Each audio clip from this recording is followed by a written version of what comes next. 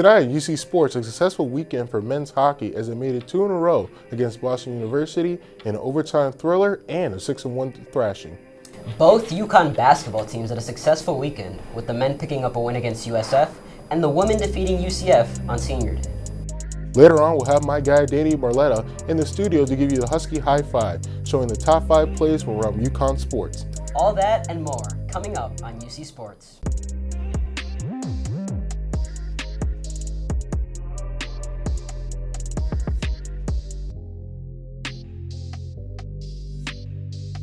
Hello everyone and welcome to UC Sports. I'm Sebastian Garay-Ortega. And I'm Jalen Green. The men's team looked to bounce back from a gut-wrenching 93-89 double overtime loss to Temple as they hosted USF at Gamble. Despite losing to the Bulls earlier in the season, the Huskies were able to come out with a 78-71 victory. Let's send it to Josh Schlactus, who has the report from a successful afternoon at Gamble. It was a revenge game for the UConn Huskies after losing earlier this year to the USF Bulls back down in Florida, but today they played them in Gamble Pavilion and we're looking to come out with a big win. It was a win fueled by threes, D, and CV. During the first half of the game, the Huskies held USF to only 33% from the field and 14% from three. But that strong defense did not continue into the start of the second half, however, as USF hit shot after shot off of a UConn team that was turning the ball over in bunches.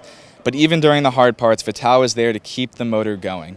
Vital scored 24 points, his third straight game with 20-plus points, and he did it while shooting over 50% from the field and 44% from three.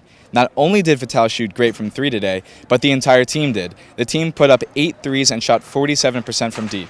Here's what Hurley had to say about the team's three-point presence. Making threes it allowed us to get the game to 6, where we had where we could kind of relax and not be so, just so uptight. The other big star of the game was James Bouknight, who did not play much in the first half due to foul trouble, but with some encouragement from CV, he came in and was electric. He scored 19 points in 16 minutes of play and hit multiple clutch buckets to put the game away. In the second half, I told him like, all right, come on now. And I didn't have to say too much after that. Y'all saw the rest. The Huskies took this game 78-71. Their next game is on Wednesday night at the XL Center against UCF. From Gamble Pavilion, I'm Josh Schlactus, UCTV Sports. The women's basketball team had 2 impressive wins this past week, thrashing Tulane 74-31 and edging out UCF 66-53. Anna Makara and Megan Walker both combined for 36 points, 10 rebounds, and 7 steals against the Green Wave, who looked like they were on a low tide throughout the match. Saturday was an emotional day for the women's team, and Husky Nation as 5 senior players, Molly Bent, Kyla Urin, Evelyn Adebayo, Badley Kamara, and Crystal Dangerfield were honored in front of a sellout crowd before the game on Saturday. It was the Makara and Walker show once again as they put up a respective 17 and 20 points. With the victory, the team clinched its 7th straight AAC conference title. Men's baseball is beginning to prove they can compete with the best teams in the nation as they captured a 2-1 series win over number 1 Michigan, setting them down to number 16. It is the first time in program history that the Huskies have earned a series win against the number 1 team in the country. UConn took the first game 8-7, coming back from a 5-0 deficit to the likes of Kyler Fedko, Paul Gozo, and Christian Fedko, who hit the go-ahead RBI in the 9th. Despite getting routed in the second game 14-2, they will return the favor in Game 3 and absolutely dominate the Wolverines. Back-to-back RBIs from Kyler Fedko and Paul Gozo started the rout in the 4th, with Christian Fedko and Reggie Crawford hitting RBI doubles to finally be topped off by a Paul Gozo home run to make it 8-0 in the 4th. This is what head coach Jim Penders had to say about the historic victory. I like the way we competed. A lot of extra base hits again today. Found some gaps. Guys swung the bats. We got to do a little bit better job communicating in the outfield. We made some mistakes with our infield play too, our catching play. But overall, really solid weekend. You can win a series, against one of the best teams in the country. That's a good weekend any way you slice it. Now we're going to send it to the doghouse where Nick Lajara and Josh Schlactus will debate the baseball team's success and Dan Hurley's recent comments about freshman star James Bouknight.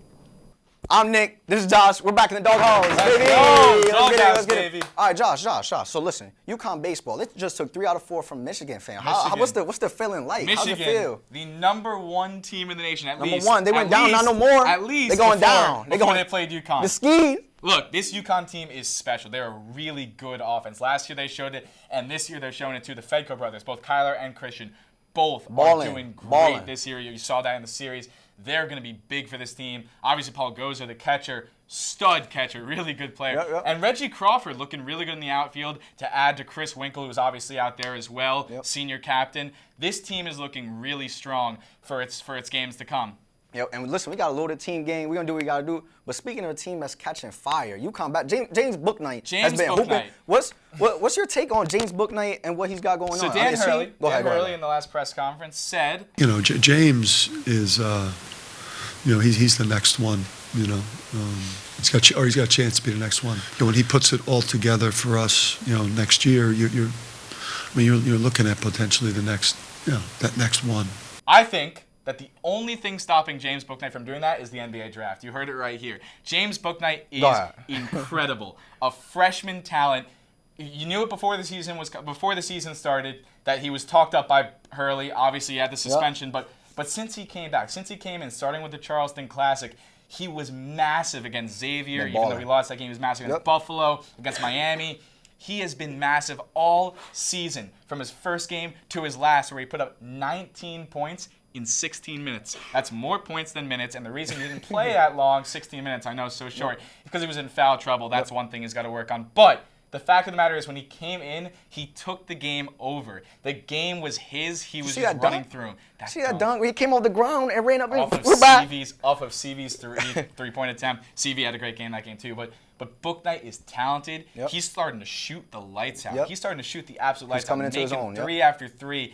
He is going to be special. This is his freshman year, sophomore year, junior year, absolutely. Senior year. If you see, we'll see. Hopefully, we could keep him. We'll believe we could keep him a few years. You said the NBA draft. NBA draft's the only thing holding him back. Yeah, absolutely. Think about how good and to that, I'll talk about. Listen, how good can he get? UConn has had great point guards. They've had great guards all around. Shabazz, Kemba Walker, Brian Boatwright. But one thing I want to do is kind of slow it down when it comes to Bouknight. He's doing this thing right now, but he's I know, and it's different. But I feel like he's a different player than those guys. They're more floor general. This kid bounces off the floor. I feel like he's gonna be a guy that's gonna get 30 points. When it goes to his sophomore, junior year. He doesn't have to be the same mold. Yeah, I hear you. I understand that. Good. But so UConn fans, be patient. He gonna do what he gotta do.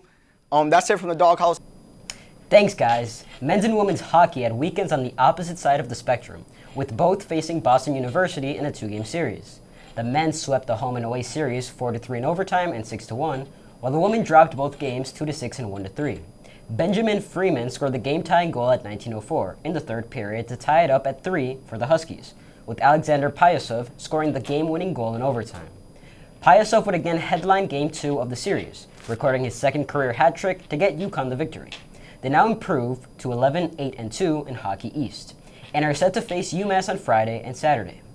The women fought a 16-16-2 with their back-to-back losses, and will travel to Boston College to face the Eagles in a best-of-3 game series on Friday, Saturday, and, if necessary, Sunday.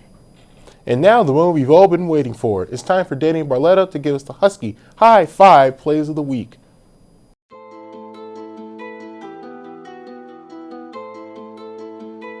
Thanks, guys. Hey, everyone. Welcome to this week's Husky High 5.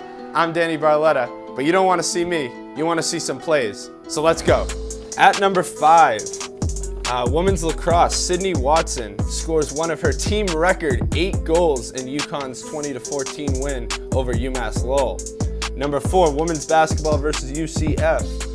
Olivia Nelson-Adota in the post fights through contact and won. Count the basket. UConn wins big in that one. Number 3, men's basketball versus UCF.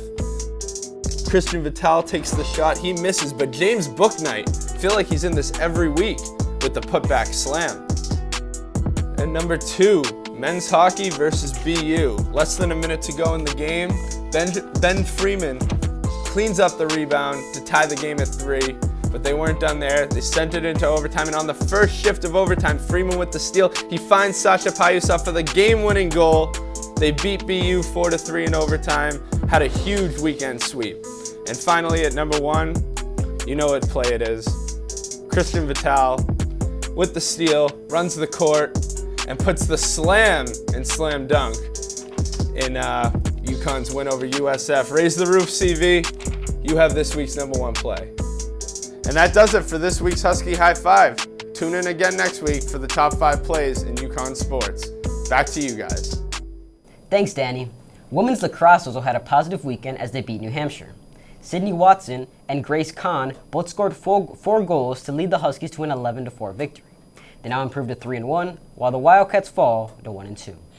Golf participated in their first event of the season over the weekend, finishing 13th place at the Loyola Intercollegiate Tournament. Chandler Morris and Drake Hole were the highest finishing Huskies. Their next competition is set for March 2nd through the 3rd when they travel to Florida to compete in the Fort Lauderdale Intercollegiate Championship. Now to more somber news, as UConn alum Jeremy Lamb suffered a torn ACL, a torn lateral meniscus, and a fracture in his left knee in the Pacers' loss against the Raptors. Despite this, he was still able to get to the line and sink both his free throws before leaving the court. Additionally, on Monday, Gino Auriemma spoke at the Kobe and Gianna Bryant Memorial at the Staples Center in Los Angeles.